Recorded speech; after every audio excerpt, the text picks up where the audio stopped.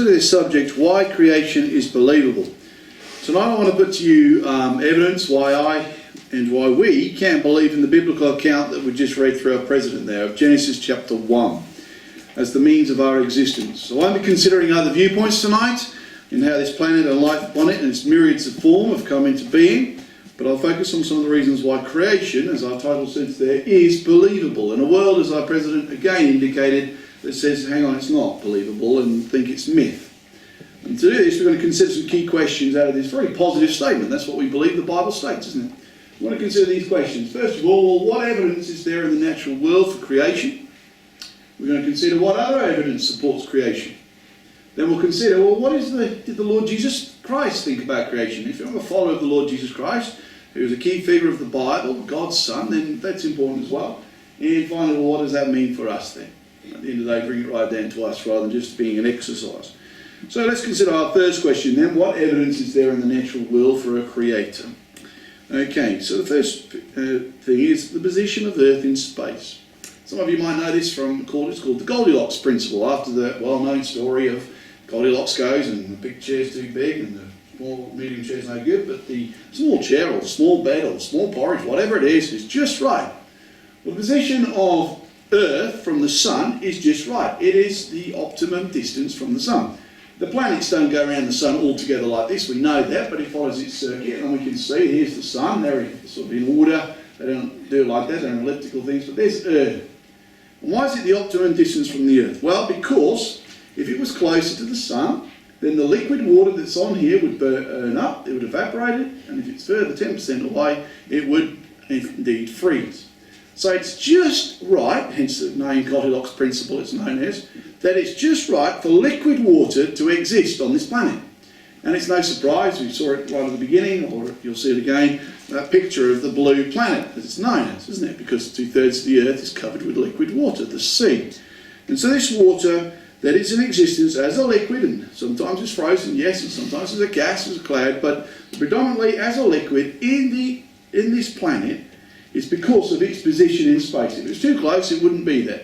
And if it was too far away, it'd be there, but not as a liquid. It wouldn't be allowed. And therefore, it's just in that habitable zone. Just right, hence the Goldilocks Principle. And that to me tells me, for life to exist, water is essential, essence of life, isn't it? Yeah? Without that liquid water that we have, then there would not be life. So therefore, it seems to me very clear evidence that we are put at this distance by a creator. He determined that's the right distance. Therefore, it's evidence for me that there is a designer, and we call it a God. So the position of Earth in space, there's the blue planet picture I was talking about. Earth's protective atmosphere, what's around the Earth, okay, its position, but what's around it? Well, we know this, it's quite well known, it's called the greenhouse effect, and man's pollutions and things have affected this, haven't they? Basically, we have radiation coming in, some of the sunlight, as it says there, comes in, and it creates this heat. And we know the atmosphere around it traps some of that to keep the Earth warmer than it would be without that atmosphere. So not only do we have the planet in the right place, we have something around the planet that allows the temperature of that planet to be fairly constant. It has a protective atmosphere which shields us against nearly all harmful radiation coming from the sun, and it protects against meteorites as well, burning them up with that atmosphere. Also retains a tiny amount, as you see there, the CO2 of the carbon dioxide in the atmosphere at any time, which is extremely important because it's the CO2 that helps to maintain the temperature of the Earth. The greenhouse effect, which you've heard about, is that a lot of man-made products cause extra CO2, therefore there's an imbalance in CO2, so therefore it's sort of causing an extra layer to that atmosphere, if you like, which is heating up the Earth, hence them saying greenhouse effects causing the ice caps to melt, etc., because the Earth is getting warmer, because we've put extra CO2 into that layer from our inventions. The greenhouse effect raises the average surface temperature about 35 degrees from otherwise what it would be. And so those oceans that we said are 2/3 of the Earth, the planet, going around as liquid water with the CO2 act as great sort of controllers of the Earth's temperature. And therefore, without the oceans, the Earth would freeze. That liquid water, the temperature that it's able to absorb from the radiation. And water exists in a liquid state only between, as you know, those who are at science, between a 0, below that it's a frozen, or 100 degrees. After that it becomes a gas. It's only the very narrow range when you consider other ranges of liquid that evaporate at or freeze at. So it's quite a narrow range.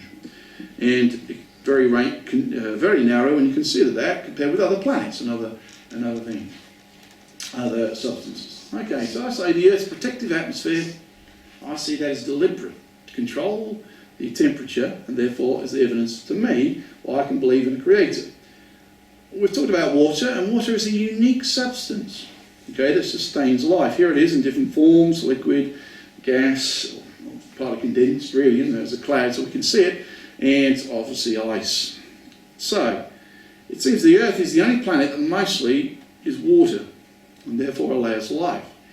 Other planets and moons suspected of having subsurface water, and many have water vapour in their atmosphere, but don't have it as a liquid. It's only the Earth that has a bounty of it. It's about 70% of the Earth's surface, is it? The oceans are at least 2.5 miles deep on average, 4 kilometres deep, covering, as I said, 70%. Now this has some very interesting qualities as a property. It's not all going to be science lessons tonight, don't worry, but it is quite an interesting thing. When water freezes, it forms a 6-sided crystal, which is symmetrical, hence your snowflake that you might be familiar with.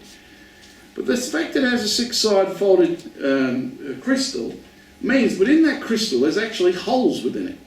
So it's less dense, and that's what makes it really quite interesting. And that's why ice will float on liquid water. Other liquids that become solid become denser and they will sink. And this is amazing because it allows life. If you think of just a pond and the winter season and the water freezes, instead of becoming dense and sinking and crushing and killing life underneath it, whether it be aquatic life of plants or animals, it floats. So it stays on the top, doesn't it? And all life underneath it is protected. It actually keeps it nice and warm, doesn't it? Relatively, for life underneath. And therefore it doesn't destroy life, but it preserves life. And the aquatic systems underneath, and even protects it, as I say. And that's quite a unique property of this material called water. Unlike all others, that when it gets heavier, it gets heavier when it becomes a solid. So I say to you, that's a unique substance there deliberately for life and sustains life. And then we have a stable, what I've called biosphere, with interdependent ecosystems. So there's a picture of a biosphere. Biosphere is just a life habitat, the animals and the flora and fauna that are within there, in that area that exist together.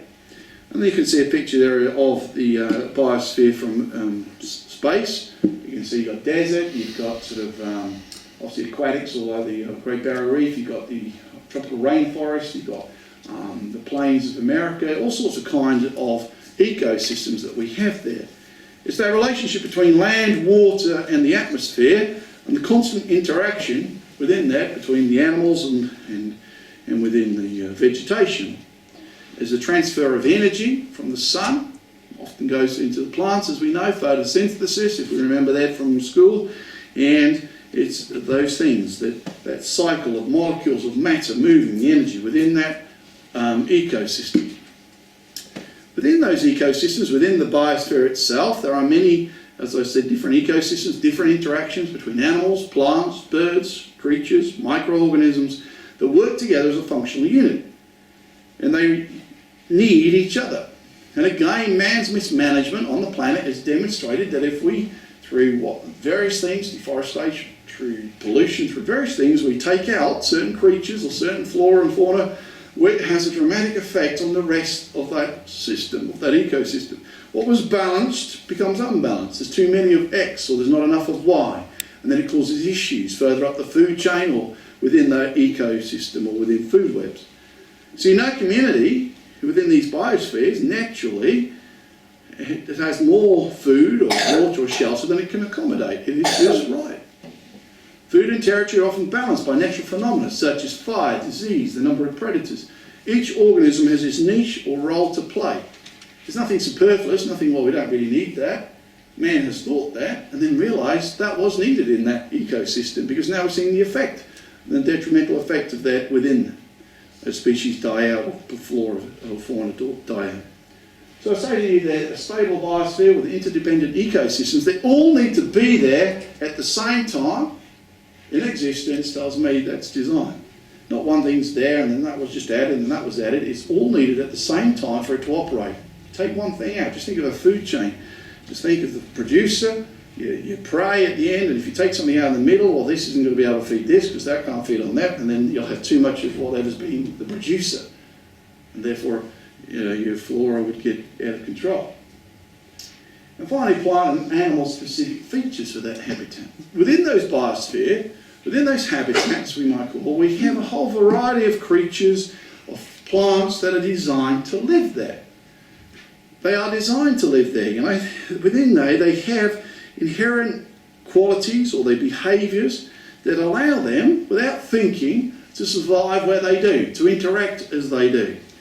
Physiological features, whether it be a lack of oxygen at altitude or searing heat of the deserts or the bitter cold of the polar region, plants and animals and other organisms have a multitude of strategies to allow it to survive, to cope in that environment. You've got a whole host of things. A fish obviously has got gills and it's got fins to work there. If it was in the desert, obviously it wouldn't work and it wouldn't survive, would it? It's obvious. Put a camel in the desert, no good. Put a polar bear in the desert, no good. I used to teach and I used to do that with children. Oh, it's crazy. Well, that's why it's where it is. And that's why it lives in that habitat, and that's why it's got the features. And that's why it's made like that. And I propose to you it's made like that.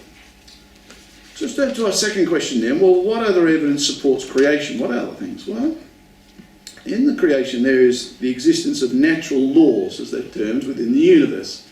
Okay? Natural laws. What's a natural law? It's a theory tested thoroughly, so much so that it's seen as a fact. It's happened time and time again that we can say it's a fact. Okay? Within the law or principle within the universe. So here we've got a whole range of some laws. Just Newton, obviously, there, who exposed some of these laws within nature. Some of those are sort of symmetry laws you can see there, and various others. This is probably the most technical part. It says whether it's here, everything in the universe, every plant, animal, rock has particle of matter or light. And light is bound by laws. It doesn't have any choice about it. It has to do it. That's what it does. And it's consistent. It remains like that. Wherever you are on the earth, that's what it does. That's its law. Whether it is the law of life, the law of biogenesis, whether it's a law that simply states that law of biogenesis is life comes from life. There's no law that says life comes from dead, apart from something that we would say is miraculous by the power of God. In our laws, life comes from life. Or the laws of chemistry, which life depends on, powered by specific chemical reactions. Or the laws of physics that describes how the universe operates today. And some laws of physics describe how the law generates, how it's transported, how gravity operates, how mass moves, and many other things. Again, it's not a physics lesson. There are many different laws. These laws are abstract, but they're not attached to necessarily just one specific thing. There are many parts. They're within the whole universe, aren't they? Now, it is possible to imagine a universe with different physics laws. But it's difficult to imagine a universe without consistent universal laws, whatever that may be. It's difficult to imagine where the laws of mathematics are different, because a lot of these things come down to mathematics, as we would say, something human beings have discovered, not invented.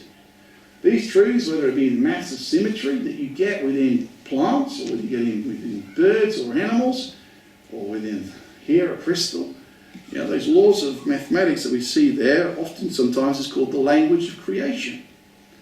It is logical. The laws of nature are uniform. They're not arbitrary, they don't change. They apply throughout the whole of nature. And for that, it tells me, the Bible says that's a God. It tells me there's an intelligent designer, there's a force behind it, there's a mind behind it, there's a reason behind it, that have caused that to be like it is. The natural law, as we call it. The Bible says that is God. God does not change. He set these things in motion, it does not change. He upholds the universe consistent, uniform throughout time. Things aren't different now to 100 years ago, 200 years ago, 300, etc. That's the way it's made and that's the way it's continued. How beautiful is nature within creation if you look at the things there. Nature loves to create symmetry. As I say, just look at the plants, the birds there. Why is it symmetrical? Well, it looks pretty, yes, but also it's the conservation law, minimisation of energy and stability within that. So it helps it to function because it's in those structures such as here, quickest way for the material of the energy to go from the nutrients to the leaves of that plant. Nothing goes against the fundamental laws of nature, or the laws of language of creation. So I put to you the existence of natural laws within the universe that haven't changed, that are there, are very clear evidence. What else? Well, humankind's constitution elements, or constitutional elements, are all from the dust of the earth. Okay, so what?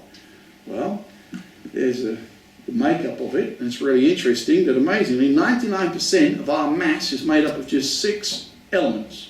It's made up of carbon, oxygen, hydrogen, nitrogen, calcium and phosphorus, and then another 0.85 composed of another 5 elements, and potassium and sulfur and sodium and chlorine and magnesium, and then you can see there's some other elements here, very small amounts of it within our bodies. But that's amazing. All those things are found in the earth, in the crust of this planet. And the Bible says Adam, the first man, was made from the dust of the ground, was made from the earth. And because of that, I can see evidence there that our constitution backs that up, doesn't it? It says we came from the earth. We can see all the elements of the earth are there that we are made of. There's not a bits of us that are not there in the earth. Therefore, it gives me evidence again in the account of creation that humankind is from the dust of the earth as declared by the Bible.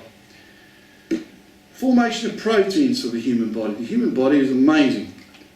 It's supposed to have about 1 million proteins. Proteins are constructed from one or two unbranched chains of amino acids. Okay, there's a couple. We've got the double helix here, and we've got a protein map of the human body, which is quite something I don't understand, but that's what it's been portrayed as. And it's really interesting because proteins have amino acids and they have a chain. So if you imagine, if you imagine any chain, you've seen chains in life, and each of those links are an amino acid, okay? And those amino acids are lined up in order. In the human body, none of those proteins are the same. And some of those proteins will have what we would say 100 links, yeah? 100 proteins in a certain order.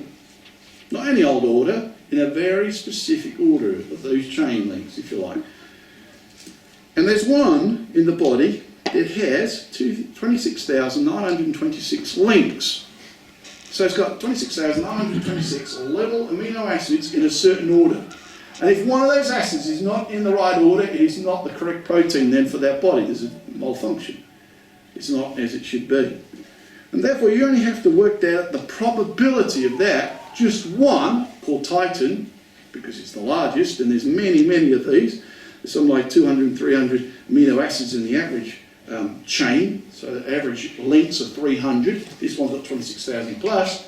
The probability of them coming in order, in the correct order, all of them to form the human body, is just mind-blowing, unless it was deliberately done by a designer, by an intelligence, by a creator. And that tells me the probability of it happening, of all those things together to be right, it's so close to zero, it tells me it has to be a designer behind it. Also, this point, just moving away a little bit further, the week's existence. Why do we have a week of 7 days? Why is the whole of the planet based on this process? Monday, Tuesday, Wednesday, Thursday, Friday, Saturday, Sunday. Why we don't have any other number system for our time periods? There are some various calendars that have been used over time, and it's very interesting. The existence of time derived from one rotation of the planet Earth on its axis is 24 hours, as we would term today. One complete rotation, 24 hours is a day. And man has noted that, hence the sundials and things like that. But why has he made 7 rotations making a week and calling it that? Well, the week cycle has been shared by various calendar systems. Some have put significance on what we would know as Friday or Saturday or Sunday.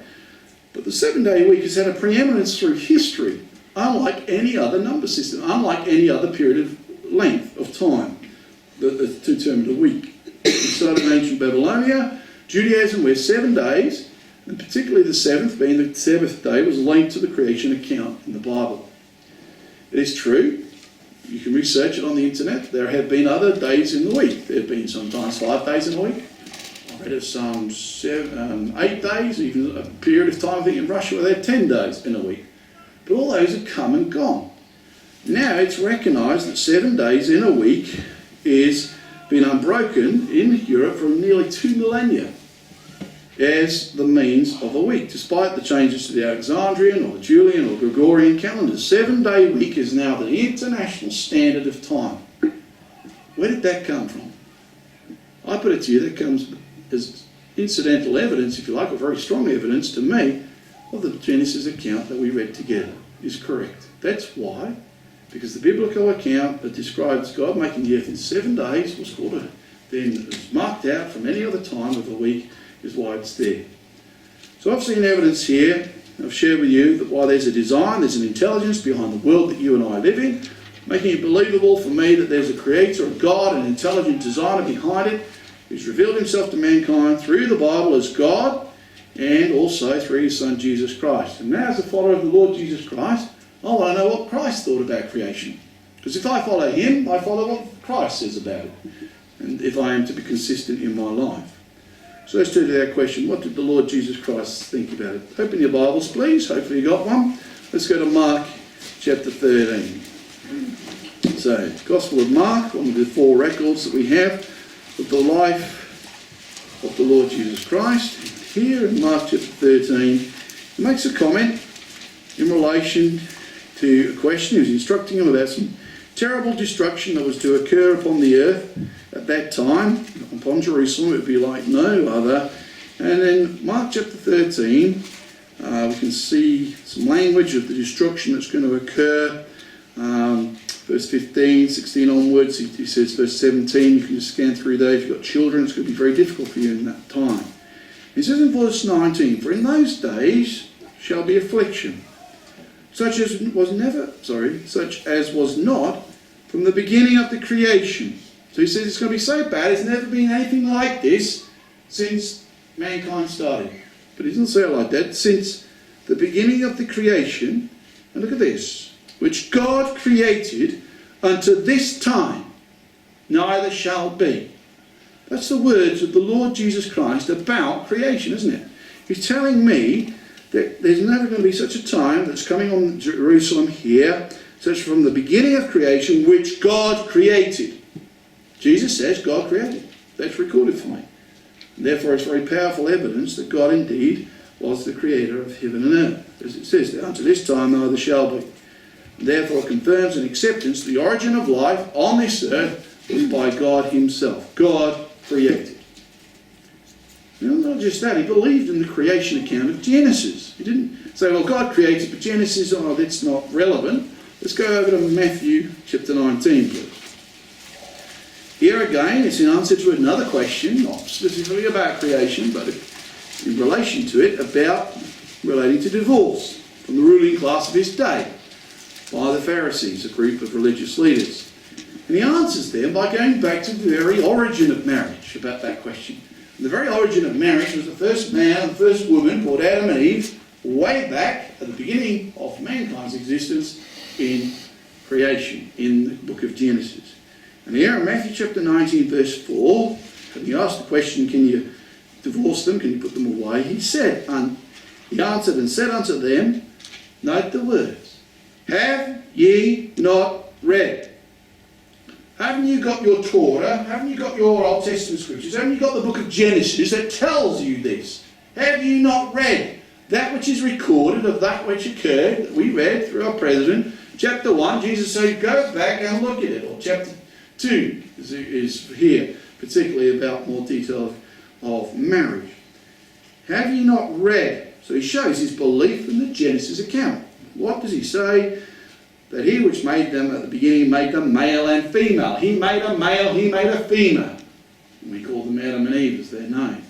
And he says, have you not read? So he tells me, Jesus saying, that Genesis account which you've got, I believe in. Go back, read it. That's the answer. He made one man, one woman for life. So it's not convenient for you to go, oh, well, I'll have a divorce, or I'll have a change of partner, I'll just live with them so long as it suits me or her. He says, no, it's for life, and I believe in the account of Genesis. He believed in God creating humankind. Sorry, I should have keep my Mark in Matthew. Sorry, Mark. Let's go to Mark chapter 10, please. Yeah? You say, well, okay, Jesus believed in creation. Okay, he believed in the Genesis account. But did he really believe in God creating Adam and Eve? Or if there was some other means? Or is this just a record of something else going on? Well, Mark chapter 10 tells us something. Verse 6. Mark chapter 10, then verse 6. Again, it's the same question about marriage and divorce. But he says a little bit extra. Here in verse 6 he says, but from the beginning of the creation, God made them male and female. Who's the he? God made them male and female, sorry. And so therefore it's very clearly telling us that God made them. Right from the beginning of creation, he made the male, Adam, he made the female, Eve. Nothing else did. And it's just recorded in the book of Genesis. God made them very clearly. One man, one woman. And he goes on to say they shall leave father and mother and cleave to their wife. That's the beginning of marriage, isn't it? And in verse 9 he says, what God has declared as an institution, don't let man destroy it. As it says here, put asunder. And he believed in the power of God to give life. You see, the whole creation is about life, isn't it? Life of human beings, life of animals, life of insects, life of plants, all sorts of things. If we go to John chapter 11, we see very clearly in a miracle that the Lord Jesus did, his belief in the power of God to do something that was not, we would say, natural. To take life from something that was dead, or to make life from something that was dead. And here we have a dead body, we have a corpse of a man called Lazarus. And in verse 41, there's a friend of his, he's got two sisters called Mary and Martha. In verse 41 he tells them, well, roll the stone away. They didn't bury them, they put them in a tomb. And he says unto God at the end of that verse, Father, I thank thee that thou hast heard me. Verse 42, I now know that thou hearest me always. But because of the people which stand by, I said it, that they may believe that thou hast sent me. He didn't have to say it out loud for his God to hear him, but he said it out loud for those that are around him to hear that he was praying to his God. And he was calling upon his power. And when he had thus spoken, he cried with a loud voice, Lazarus, come forth. Verse 44, and he that was dead, biogenesis, life from life. Here, there's death. Yet there's life now from this death. Look at it. He that was dead came forth, bound head and foot with grave clothes. This person had been buried, as it were. It was a corpse of me made alive again. We find earlier in the account, he'd been dead 4 days. Decay, corruption had taken place. This wasn't just a swoon theory, he just passed out. This was a man that was dead, that was rotting, to put it bluntly. Yet the Lord Jesus Christ was able to make him alive through the power of God. If Jesus believed in that power there to say, my friend Lazarus come forth, and he did, he should have believed in the power of God to say, of that moulded earth, life, breathed in him the life, and Adam came a living soul. It's that same power. It's a demonstration here that the Lord Jesus Christ believed in that power of God and it caused this wonderful miracle to occur. It's the same power that was used on a worldwide scale at a huge level to create this earth as you and I know it is recorded in Genesis. So let's finally turn to the last question, which really brings this subject home to you and I, doesn't it? What does it mean for us? If we see there is an intelligence, a designer, a powerful being, and we need to learn what he declares about himself. And this has to be done through the revelation of himself, which is the Bible, a holy book. A collection of books penned by different people at different times under his power, that we may understand. And the Bible provides the light to these questions that people ask. You might come across this at school or people at work. Well, where did we come from? Where did it all start? The Bible tells us where it started. Which came first? The adult or the young? The classic, the chicken or the egg? Yeah? You read Genesis account? The trees were made mature with their fruit. The whole thing was made in one. It wasn't like a little sapling, up it grows, and let's wait for it to produce fruit. It was the whole thing together. A bit like, later on, some of you will know about Aaron's rod. It flowered, it budded, and it came forth fruit, the whole lot in one go. By the power of God. This never belittle the power of God. What is the meaning of life? Why am I here? Well, it's because you're being designed. There's a creator with a purpose with you and I. And the Bible tells us that in answer. And so this is our challenge. And it is a challenge in the society we live in. But this is our challenge, accepting the overwhelming evidence. I'm only giving you some of the things for a designer of the Lord God. Let's go to Romans, please. Romans chapter 1, because it talks about a time that we are living in, where people will say, well, but here very clearly, we're told in Romans, we have to accept this challenge. He is writing to a group of believers in Rome, declaring that both Jew and Gentile, non-Jew, all of mankind, living in the natural world, God demands an answer from us. Okay, let's look at verse 19. Going in the middle of an argument, really. If we look at verse 17, first of all, very important statement here. Faith shall live by, the just, those that are right before God, live by faith. You have to have faith in it to be right before God. And it says, for the wrath of God is revealed from heaven against all ungodliness and unrighteousness, men who hold the truth in unrighteousness, who say, well, God didn't really design the earth, it's some other means, Big Bang, various other things. No. If you hold the truth in unrighteousness, God's going to be angry with those men. But verse 19, because that which may be known of God is manifest in them. For God hath showed it unto them. The existence of life with the millions of forms of it, the interdependence of these things, the perfect balance of the whole system together, within those natural ecosystems, man has explored and seen. Both the natural world on the huge macro scale, on the micro scale, to an extent far greater. And they still make amazing discoveries, don't they, about the cell structure, about DNA, about all sorts of things. And yet it's there, so God has showed them. And we've seen that. For the invisible things, verse 20, of him from the creation of the world are clearly seen. The wonders of creation and their detail, the natural laws, the beauty, the light that's brought about by their existence, that God continues to care for it. It shows that they are without excuse. Man has been given that witness, that evidence that God is there. It's undefendable, it's inexcusable to say God is not there by what we can see, what we can understand now of the wonder of creation, the wonder of our existence. The NIV says, for since the creation of the world, God's invisible qualities, his eternal power and divine nature, have been clearly seen, being understood from that which has been made, so that men were without excuse. God made the material out of nothing. We just take those materials and make man-made things. God made the material and made the thing from it. Whatever that may be, an animal, an insect, a bird, a plant, whatever it may be. And therefore, very clearly, we're out without excuse. And he desires, therefore, the witness of that, the science witness, the invisible things, that if you've got faith, you can see there's a power, there's an intelligence, there's a design behind this. And what does he want to know of me? Well, he desires to have a personal relationship with you. Great creator of heaven and earth wants to have that with you. Let's turn to Acts, please, Acts chapter 17.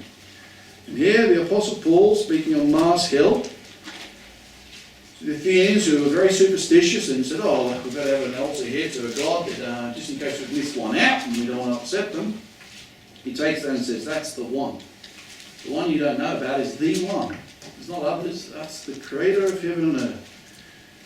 It says that in verse 24, for God, he tells, you see the context of verse 23, the unknown God, and therefore ye ignorantly worship him and declare I unto you. This is the one you don't really know about, creator. The invisible things that you can see around you are witness to him. Yet you can't see it because you haven't got the faith and not seeing it clearly.